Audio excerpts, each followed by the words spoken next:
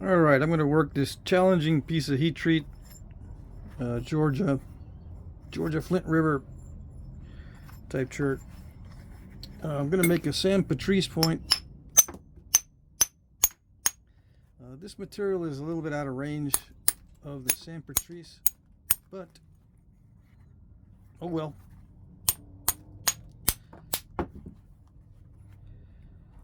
We'll see what happens. I knew this was going to be a challenging piece. I can still use this one because I heated this a little bit too hot. But it's a heat treat, so I'll be able to use my pressure flaking technique, or I'll be able to practice my pressure flaking on this. I'm pretty sure I already have a San Patrice somewhere in my videos. Well, that solved that problem. These are not very big, so I'm not worried, but dang. That got really small really fast. Let's get the red book. This one. See?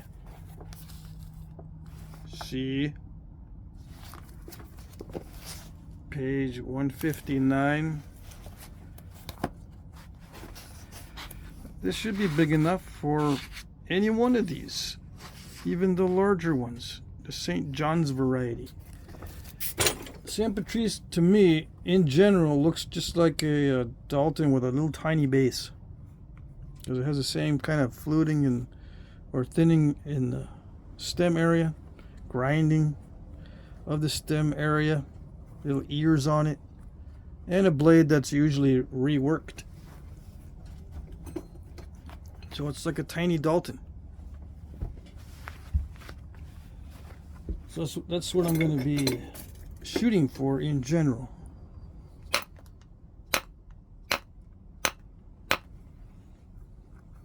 I am going to bring it down to a preform. These things are supposed to be pretty thin, so we'll see what happens. See if I can get it down to a good thinness, but not too thin, so I can practice my pressure flaking. If I get this too thin, I won't be able to practice my pressure flaking.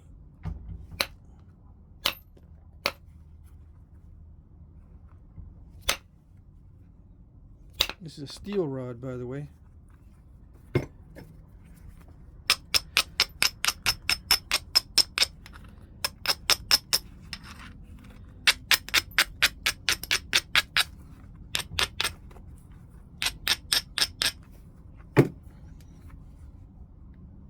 I got a list of a bunch of other points I'm supposed to do.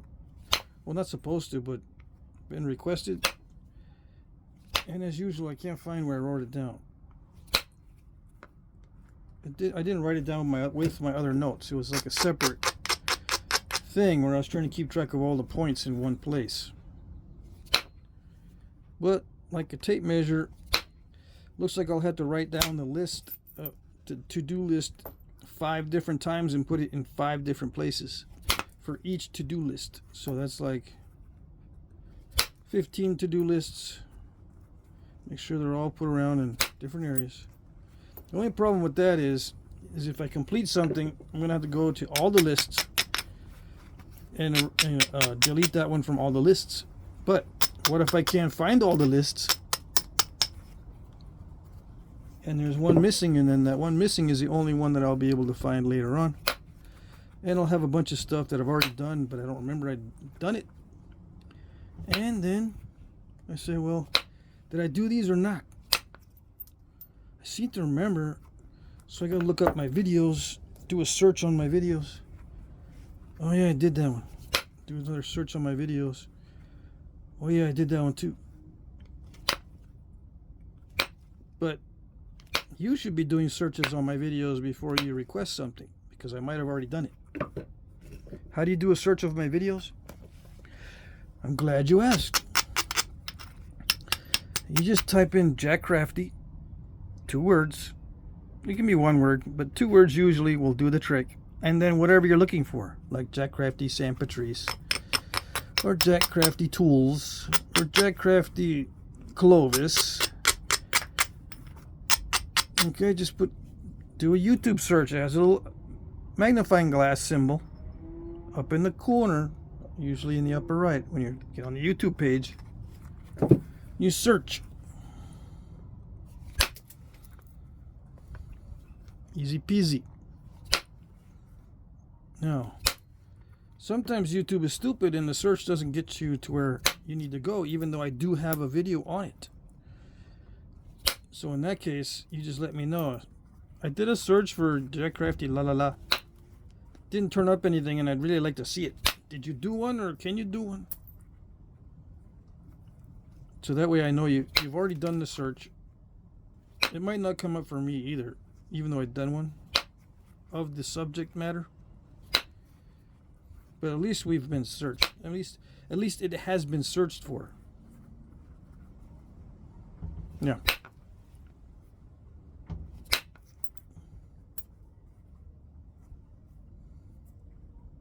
Save us all some time. If you can find it and then watch it. Now, if you're not satisfied with it, because I made the video maybe 10 years ago, then you go, this video is kind of old. Do you have any new updates? And I'll say yes or no. I'll say no, I don't have no updates if I don't feel like doing it. And yes, I do have updates if I feel like doing it. Haha. Haha. Am I that sneaky? Oh, I am.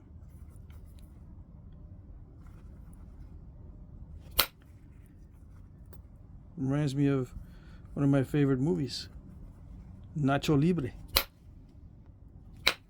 Nacho. Yeah, that's one of our household favorites, the Nacho Libre. People get asked all the time on interviews, what's your favorite movie and your favorite book and your favorite blah blah blah. If someone asks me what my favorite movie is, Nacho Libre will come up every time. It'll be like number 1 or number 2 or number 3.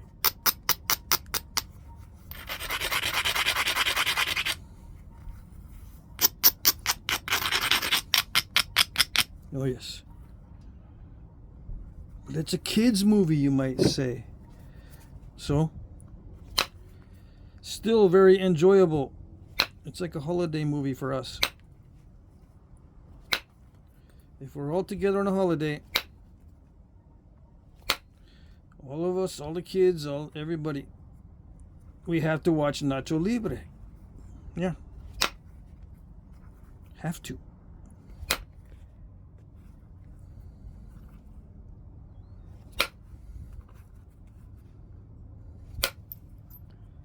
And we all have to say the lines that we remember with a Mexican accent. Yeah. Because you can't really quote the lines unless you use an accent. It spoils all the fun if you don't have an accent.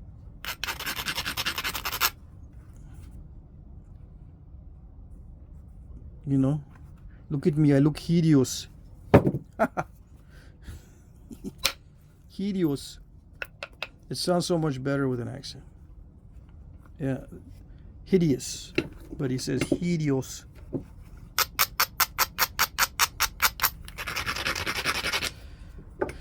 Okay, let's see. What can I talk about? Oh, I could talk about the crushings and stuff that I'm getting on this. And it's got a weird curve in it this way.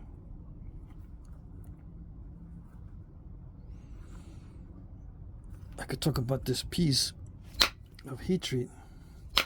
How does it act, and to what temperature, and how does it compare to a Brazilian agate, because it looks similar, and yeah. Well, if I tell you everything that you want to know, it probably will not pertain to the piece you got. No. You'll go to your piece and you'll say, ah, so you can run long flakes on it with no problems, no cracks anywhere, usually with the heat treat. So let's try it. Let's heat treat and start running flakes, and you'll go, dang, There's lots of cracks in it, or the flakes are diving. It's not what he said. So I'm not going to tell you. I'm not going to tell you how it compares. Because you'll have that 1 in 1,000 that won't match up. The other guys don't care. If it naps, it naps. If it don't, it don't. Yeah.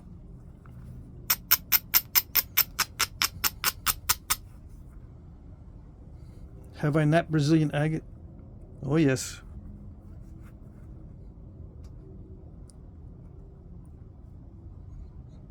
It's a lot more shiny than this.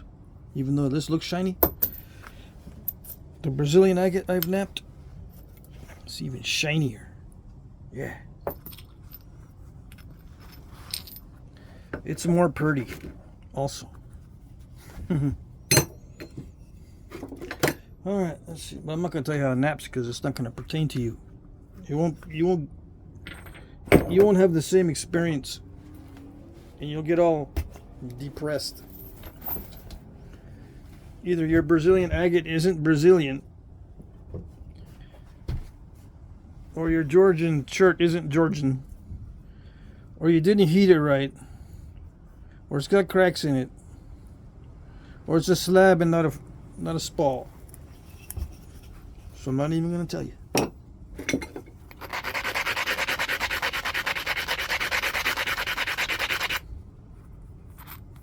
I used to try to answer that question every time. And I would sit there and rack my brain. Let's see, what is the difference? How does it go? All that kind of stuff. And then I finally got the message after many years of people saying, well, mine is doing this and this and this. And mine is doing that and that and that. And when I do this with mine, it doesn't do the same thing that yours does. And yours did this and this and this. How'd you do it? And it just opens up a can of worms. Sometimes. Not all the times. Sometimes it opens up a can of worms, and when it does, that's when it gets frustrating. So I had to try to explain.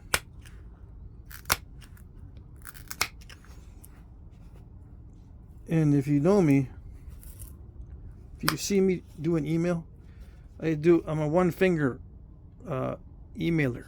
Keyboarder. Even with the drafting experience I had with many years behind a computer, I just peck at it. I cannot do the full hand thing. These two fingers down here, they don't act independently. I can't push the key with my pinky without my other finger hitting a key somewhere. I can't use this one independently either on the keyboard. They're all kind of interlocked. I mean, interwebbed. I can't separate my fingers, so I don't know if I can even play a guitar, because all my fingers, if I try to separate, it gives me a headache and a cramp in my hand. So even though I've taken typing classes, I know how to type with my thumbs. I can do that, but for some reason I swipe too much. I don't tap with my thumbs, I smear with my thumbs, so I don't hit the right key, or I hit two keys at once, or I hit them in the wrong order. Something is wrong with my hands. How is it that I'm a Flintknapper with such a weird hand kind of maneuvering? I don't know. That's a big mystery. I think I don't need to separate my fingers into different operatory manipulations. Yeah.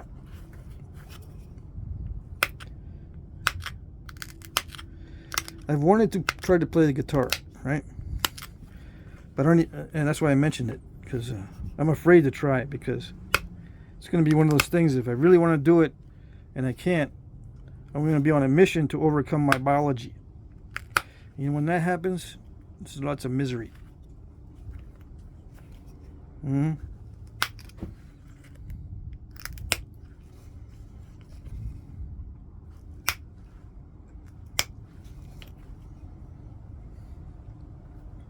Yeah. Anyway, now you know. Every video, you get a little more of my world. With every video. Except for you new guys. You've never seen any of my videos. And you still wonder what that weird number is in front of my videos. What's that weird number? Every video he's got has a weird number in front. Is it code? It's code. Yes, it's code. Yeah, that's the alien I consulted. Alien, 1426 on that particular video. Yeah. It's not code. I got a lot of videos. I numbered them because some people don't get notices. So they have to go to my channel and actually type in the number. See if I have a video, an updated video. Because the last one they watched was like 1504. And they want to know, is there a 1505? They just type in 15, Jack Crafty 1505. Oh, he did do a 1505. And then the next one, did he do a 1506? Yeah, he did do a 1506. And on and on and on. And they never got notified. They never got notificated. So did you miss it? Did you see what I did there? I just proved to you that I can do parallel flaking. Yeah. You missed it? You were making a sandwich? Dang it. I'm not going to do it over. No. You weren't making a sandwich. You were answering the door for the pizza. You turned up the volume when I was talking about something totally different, and you don't even know that I'm doing the parallel flaking. And you missed it. You're going to have to go back and rewind like you hate. You hate rewinding it.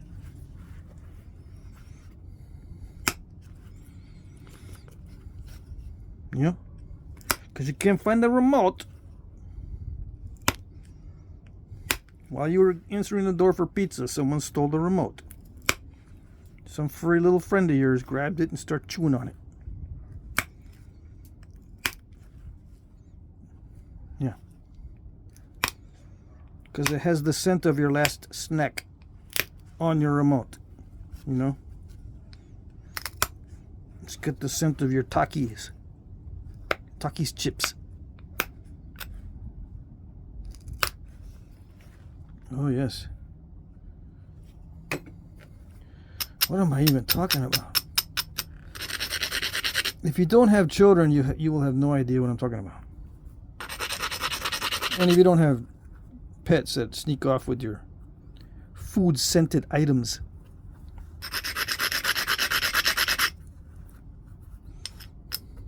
My dogs are usually outside, but when they bring them in, they don't bring them in anymore because the kids are not home. They used to bring them in occasionally. Not 5 minutes would go by,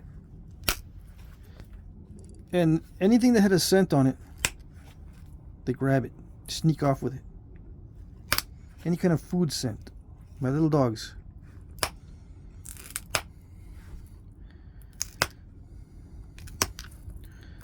Yeah. Same goes for anything that I wrap with sinew. Like if I do a little knife with sinew and I let him into my shop, if I let him sniff around, that little knife will be in their mouth. So what you doing with that? Oh, I don't know. It's got hide glue and sinew on it. It smells edible. It's got a little scent of food. That's all it takes.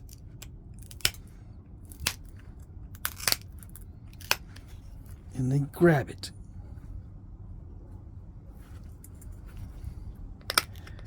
All of that just to say that, that's where your remote went. That's why you don't like to rewind the videos or hit the like button, because you got to use the remote. And you make your assistant change the channel or raise the volume. That's easy. You can do it right on the TV. You don't need the remote for that. You just get your assistant. Go up to the TV and raise the volume. Are you going to hit the like button or subscribe? Yeah, I can do it if there's a remote.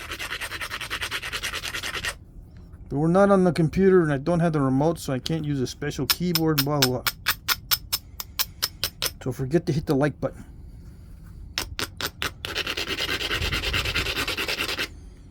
Some people don't like hitting the like button because they get too many notifications and it drives them insane. Isn't that ironic? Some people never get notifications. Some people hate getting notifications. Oh yes. You didn't know? I've heard it all.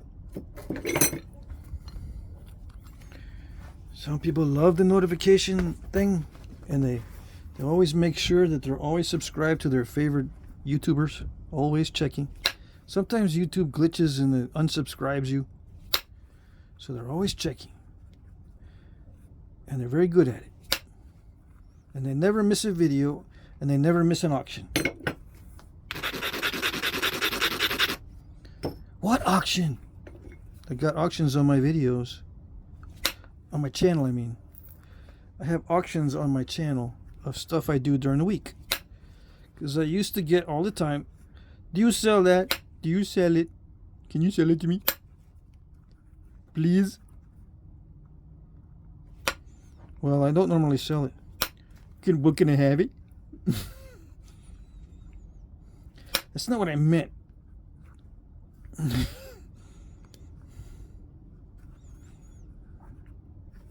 Yeah. So I started putting them up on my channel. The auctions and my stuff. And now I don't have any of my stuff. I can't show off during the knappings. Someone might ask me, do you have a case of stuff? I say, no. You don't? No. Oh, I guess you haven't been doing this that long, huh? Well, it's 14 years now. Really? Yeah. You mean you've been doing it twice as long as this guy, and this guy has a full case of stuff? Yeah. Dang it. Dude. What happened? They don't ask that. They're thinking it. I can see it. You know how I know I can see it? Because I've had children. You have to learn to figure out what people are thinking just by looking at them. Because when you have kids and they do something wrong, they're not going to tell you. You got to look at them and see. Is there something that they're thinking? What are the clues of what they're thinking in their expressions? And after a while, you go, you know what? I can tell what's brewing in there behind those eyeballs. Oh, yes. Not every time, because some people I cannot read at all. I gotta watch. I don't trust those. Well, I can't say that, but it feels like I shouldn't be trusting those that I can't read. But it's not fair, because there may be nothing going on behind those eyeballs. It's like bzzz, test pattern. Yeah, it's possible. It could just be a test pattern behind those eyeballs. They're not thinking nothing at all. It's like bzzz. And they're just looking at you with a guilty look, but they're not thinking anything. Anyway, I can tell when some people are looking at me and they're going, dang, I wish you had a bunch of stuff, you know, I'd buy some things from you. They're thinking that, looking at me. I go, yeah, I sold all my stuff. All of it? Yeah, all of it. Really? Did you make a lot of money? Well, I wish. Kinda. People are very nice, so I can't complain. I sold everything at auction, so some went cheap and some went expensive. You can never tell. You can never really plan on it either. The market changes a lot. Some people, sometimes they want knives and sometimes they don't. Sometimes they want arrowheads and sometimes they want hunting points and sometimes they go, nah. It's all variable.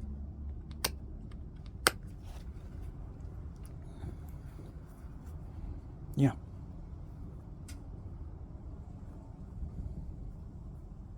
Just like knapping. So I can't tell you exactly what's going on.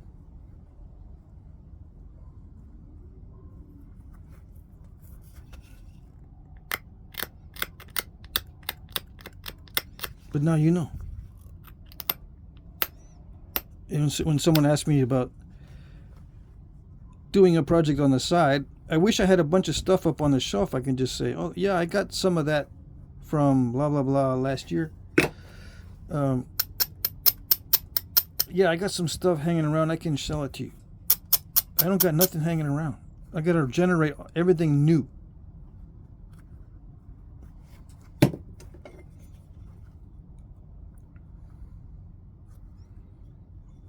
I got nothing. Nothing. Except when I'm making on video and a few things that I do for practice. Oh yeah, what was I going to show you? I know what I was going to show you. My friend James Parker, same friend who showed me the pressure flaking technique. Some of you know James. He gave me some quartz crystal. This is quartz. It's not glass. Okay, this is quartz. And I made a little arrowhead. Do I like knapping this? Absolutely not. And that might come as a shocker. But absolutely, I did not enjoy knapping this. And the piece that I napped this from was a little bit smaller than this. This has got cracks and all kinds of weird stuff in it. Alright, so I'm not going to touch this one. I'm going to let someone else mess with it. I'll sell these two in the auction together, along with the point I made last night and some other stuff I'll be making this weekend. But just to let you know, this stuff naps a lot like tempered glass, which means it naps really cruddy. Yeah, it comes off in chunks sometimes, just like it was tempered glass. Like right there, there's a fissure. Right, instead of it being a flake, that thing, that scared me right there when I took that flake off, because it didn't flake, it cracked and produced a V channel instead of a flake. And I thought I was going to split the point. See how it looks like it's cracked, but it didn't crack. That's just the way it flaked. It's weird. So it has lines of aligned crystals or something. They're aligned in different planes. So if you hit that plane just right, it will nap in a weird way. Just like tempered glass. Tempered glass tends to break in blocks in certain ways that are, at right angles to each other. So when you're napping tempered glass, once in a while you'll get a right angle break. And the same with quartz. You're napping it and sometimes you get this weird angle break. So I'll let one of you guys mess with it. And I'll include that little arrowhead I made. How do we get on that? I don't know. Alright, so I know I can do the sequential flaking on this. I gotta thin it down some more. I can probably thin it down with pressure. I can't have this thing too pointy. It's got to be kind of fat. Well, I shouldn't say pointy. I should say elongated. I can't have this thing too elongated. It can't be too elongated. It's got to be short.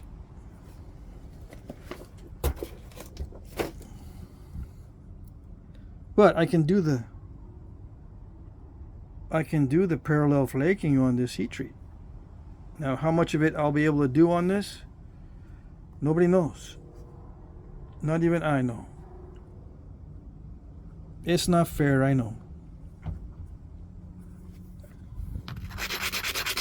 I should be able to tell you exactly what I'll be able to do, because that's what makes sense to most people. How can you nap if you don't know what it's gonna do? Yeah, I'm wondering that myself a lot. How can I nap it when I don't know what it's going to do? It's so weird. You find that out after a while. Excuse me, I got something here. I gotta take care of. Don't. So you don't know what's gonna happen for sure. The more you nap, the easier it gets as far as predictability.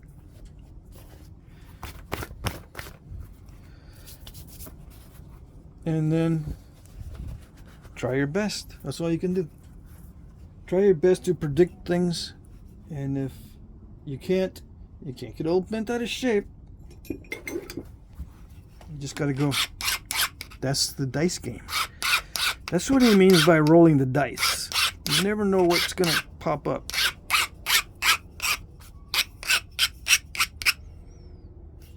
You know that the number 7 is the most common combination, or the number 7 comes up most often because there's more combinations for that number on 2 6-sided dice than any other combination, than any other number.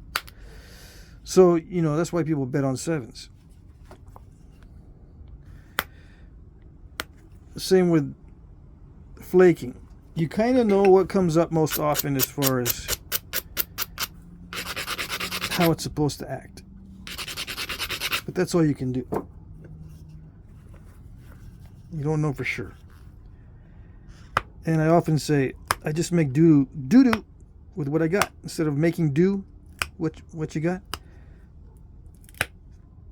Since Flintknapping is so unpredictable, I just make doo-doo with what I got. It's not going to be perfect. And I know it drives a lot of people insane when it's not perfect. Yeah. It's okay.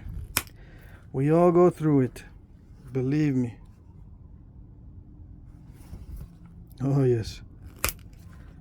We all go through that. Did it do something weird with the focus? Do I have to say hocus pocus focus? Do I have to?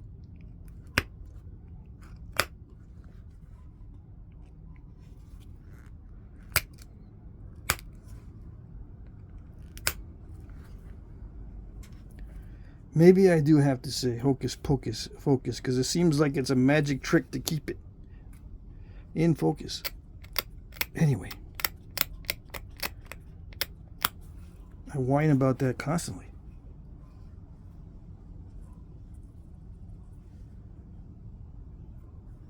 Constantly. All right, what are we going to do? Oh, maybe not we. What am I going to do? All I know is I got to grind a lot for the pressure flaker. Yeah. And I should be napping toward myself. I mean, starting away from myself and moving toward myself. Yeah. That's what I was told. So that's what I'm going to do. It makes it easier that way. Yes. So I was told. But, you know, seems to work pretty good. As long as I follow through with these flake removals, I don't do it often enough. I just kind of force the flakes off without follow through. That's got to be a little more passive, a little bit stronger, and with more follow through. And then I can do it. See, that wasn't passive enough. That was aggressive. There's aggressive pressure, and then there's passive pressure. Passive is when you push and let it release by itself. Aggressive pressure is when you force it to release. Now, when am I going to do the shape? I'm not going to do the shape until I get the blade done, alrighty? Just hold your horses. It's supposed to be thin, too, so how am I supposed to do this thinning with the pressure flaking? I don't know. I don't know.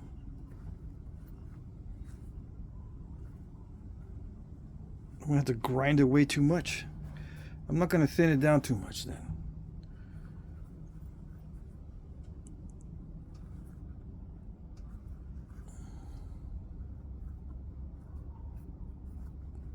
Yeah, how's that? I'm just not going to thin it down too much.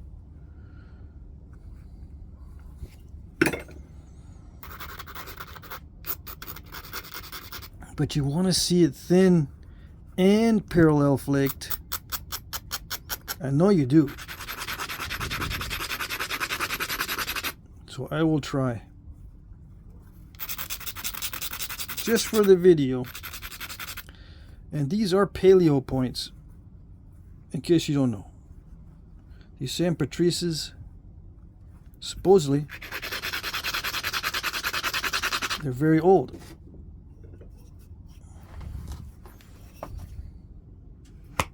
Come on.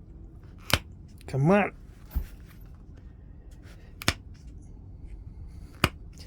Okay. It's eating my pressure flaker for lunch. What is up? That's supposed to be a heat treat. Yeah, okay. I got a big flake that time. Bigger than I thought I was going to get. Alright. There we go.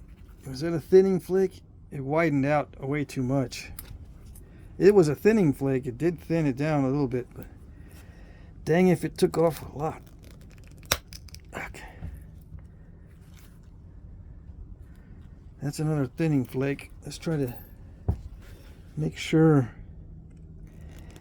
I'm getting the gist of this. There we go. It's going past halfway. It's getting thinner.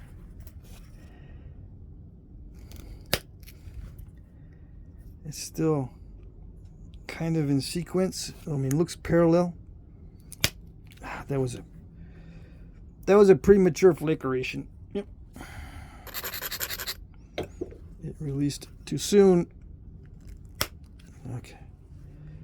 That one was better. Have to do passive. Passive pressure gives you better results. In my experience, some guys, they say no. I'm aggressive the whole way, 100%. All right. All right, 100%. Mr. 100%.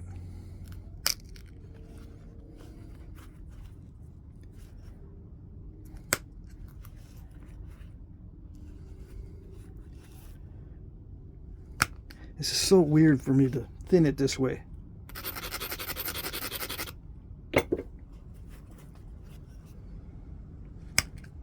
Come on. Don't make me get the percussion instrument.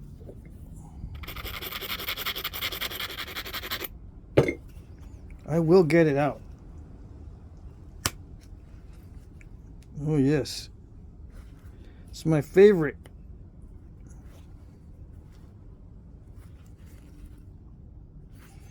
Alright, so I got to make sure I do this right.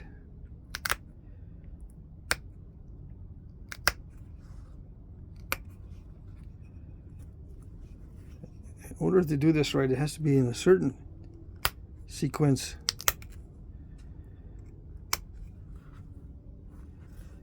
Or it's not going to get sharp at the same time you're trying to thin it.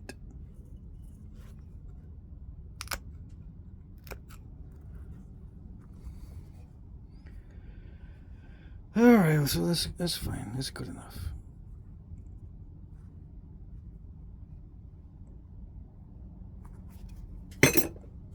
Yeah, let's start doing something down here at the base. Alright, so I gotta start thinking the ears are not wider than the shoulders, so I gotta take this back a little bit. The ears are down here, the shoulders are right there. And the shoulder can be the barb. Shoulder and barb is pretty much the same feature on points. It just depends on how sharp it is. If it's really pointy and sharp, it's called a barb. If it's not really pointy and sharp, it's called a shoulder. These don't have sharp and pointy barbs. They got shoulders and ears. And the ears are not as wide as the shoulders. So it's widest, you know, from shoulder to shoulder.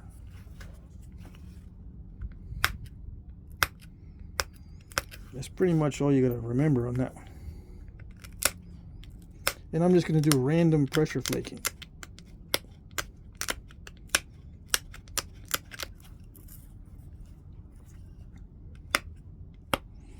Luckily, these are easy peasy, as long as I don't snap it.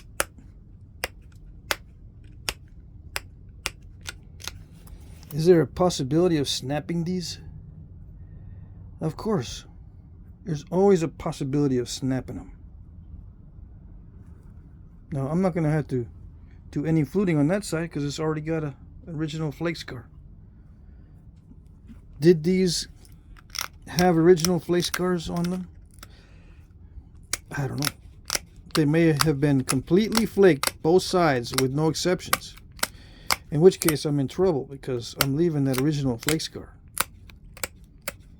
Oh yes, I might be in trouble with the persnicketies. Who are the persnicketies? The perfectionists. Yeah. The perfectionists are going to say, it's thinned with 2 or 3 deliberate thinning flakes from the base. Yeah, I know. I'm leading up to it. Don't worry. It's looking like a chicken picked the base, but don't worry. I'll get 2 or 3 really nice flakes for you.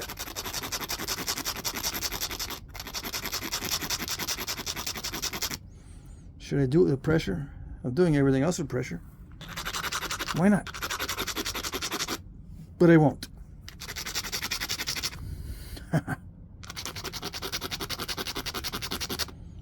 Why? Because it's stupid, because I know how to do indirect percussion. That's why. After all those years of practice with indirect percussion, you think I'm going to do a cool feature on these points with pressure when I can do it with percussion and create a nice big old flake? Crazy.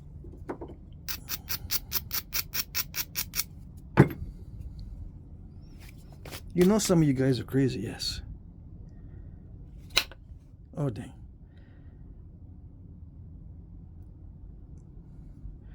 That's not good. That didn't travel at all.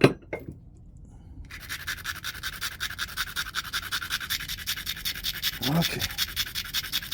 I see how this is going to go. Just when I think I'm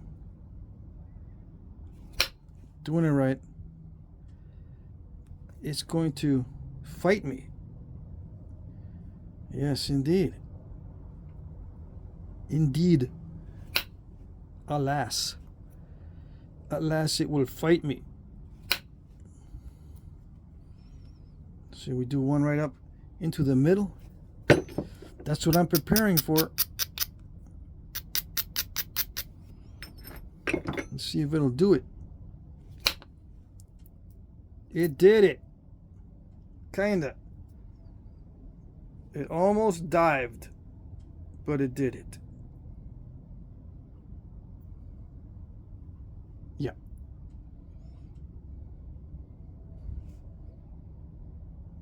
But I should have like 2 or 3 thinning flakes instead of that big fat one. I didn't think it was going to be that fat. I thought it was going to be long and narrow. But that's what happens when you roll the dice. I can still do a couple of pressure flakes on the sides of that. See how nice and thin it got? Right there in the middle. Let's see if I can do another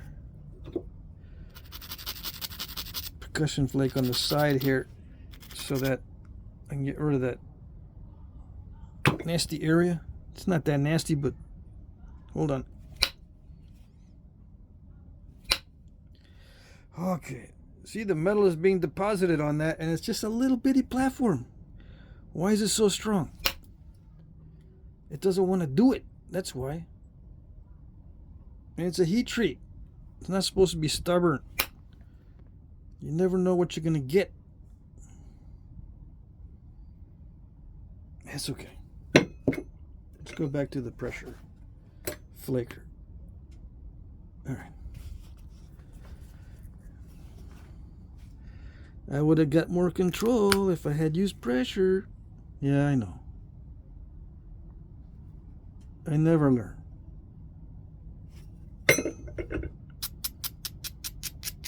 So leave me alone.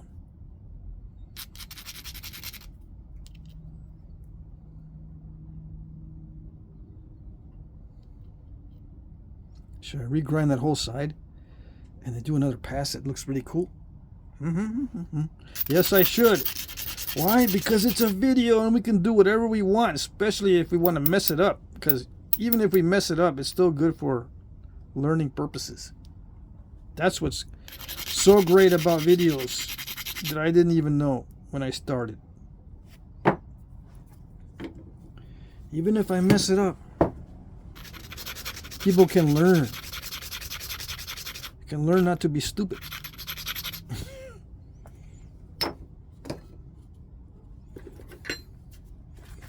Some of you guys, well, I guess I got a long ways to go then.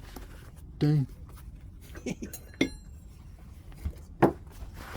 I know. I've been doing this 14 years now, and I'm still having a long way to go. All right.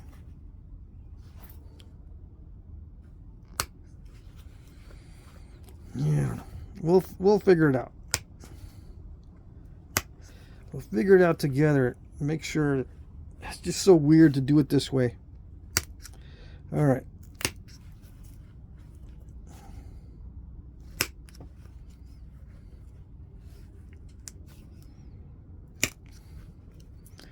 No, don't give me no step fractures. Don't give me no lip.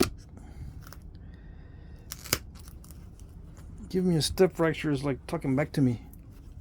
Don't give me no lip. Don't give me no step.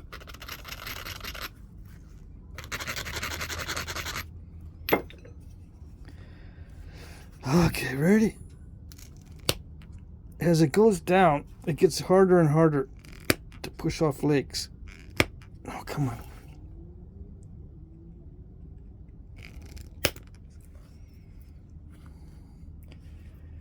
Yeah. And then you think it's going to be really hard, and it's not. And you blow off a big old flake like I just did, because I thought it was going to be hard, and it wasn't that hard. Somehow I just wasn't applying the pressure in the right spot or something.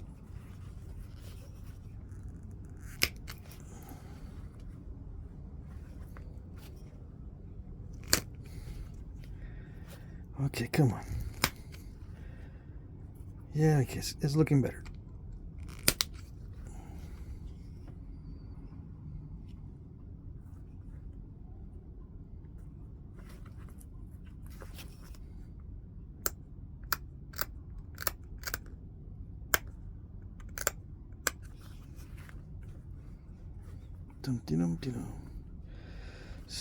I gotta make that point symmetrical. It's curved to one side. If I'm not doing it right, oh well.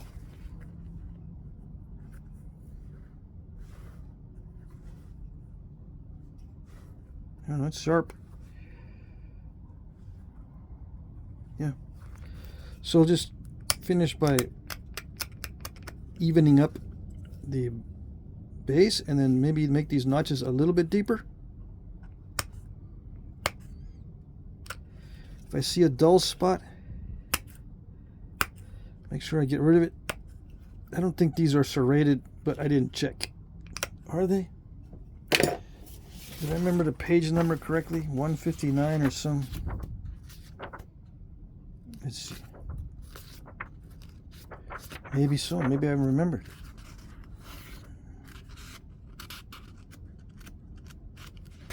Yes, I did. Are these serrated? Okay, you got a little bit of serrating going on there. We got a little bit there, a little bit. Let me see. Let me compare mine. Yeah, it's within range. Awesome. Mine's a little bit bigger, bigger than the ones in here.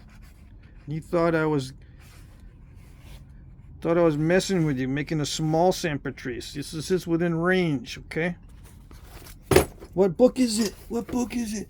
What is it? What is it? I already showed it once already. But it's never enough to show it only once. Alright. And yes, that's still in print, so you can get it. It is possible to get it. And I think it's available at your fine booksellers. Yeah. Amazon or your fine bookseller.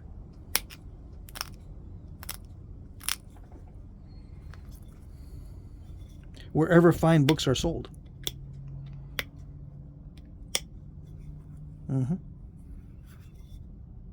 Isn't that the way you're supposed to say it? I think so. That way no one gets angry.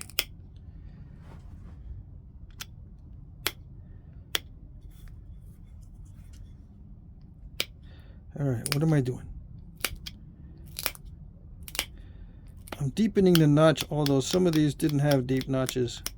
I'm doing it just for the video so you can see how cute the little ears look. Yeah, when you deepen the notches, it accentuates the ears. Yes, it does. So I tried doing the sequential flaking. It does thin down the edge quite a bit.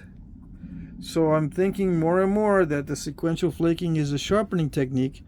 I was thinking about that during the morning. I usually do my thinking in the morning. Yeah, when I wake up. Anyway, I was thinking, what did I used to think this was? I used to think that the sequential flaking was a result of skill only.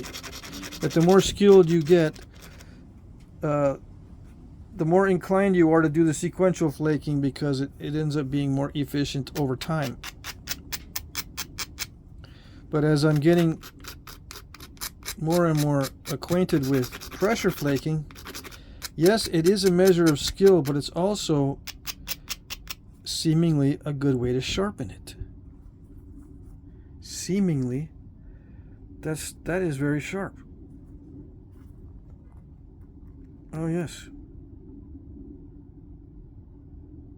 I mean, it's weird. It produces kind of a weird kind of how should I say, dice game. It produces a weird dice game where you don't really know exactly what's going to happen, especially near the tip, where, you know, I get really hung up on the tip area because it's difficult for me not to run flakes all the way across with percussion or with pressure. So that's where this technique is kind of weird. Down here, it's not weird at all down here in this area, but near the tip, working with this parallel flaking, right now for me, it feels a little weird. But I think it's going to work. As long as I don't get too carried away and blow the tips off, I think it'll work. So yeah, that's a San Patrice. The material is a little bit further east than the normal San Patrice range, but it's close enough, I suppose. I'll put this in the auction in case someone wants it.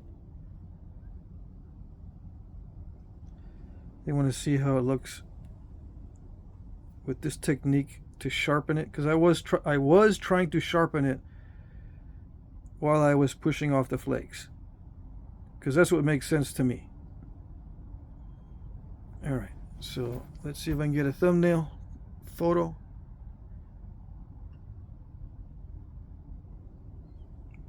That kind of shows the flaking.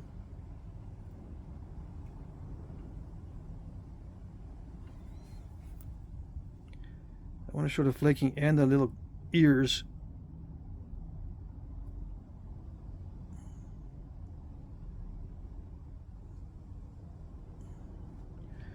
All right.